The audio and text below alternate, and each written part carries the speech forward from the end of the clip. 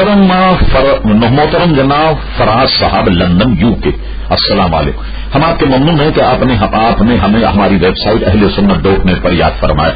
آپ نے ایک مختصر سے سوال کیا. آپ نے یہ فرمایا کہ زنا رضامندی سے متعلق اسلامی نظریہ اور سزا کیا ہے.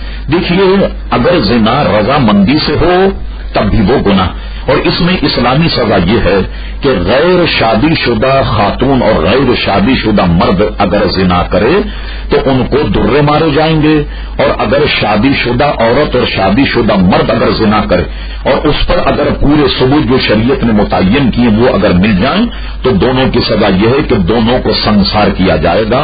اور ایسا واقعہ نبی کریم علیہ السلام کے زمانے میں ہوا بھی، یعنی عورت کو بھی سنسار کیا گیا اور مرد کو بھی سنسار کیا گیا. ہاں، اتنی بات ضرور ہے کہ رضامندی سے اگر زنا ہو ظاہر اس کا ثبوت نہیں ملتا، لیکن یہ کب ہوگا جبکہ یہ دونوں اپنے گناہ کا اعتراف قاضی کے یہاں کر لیں.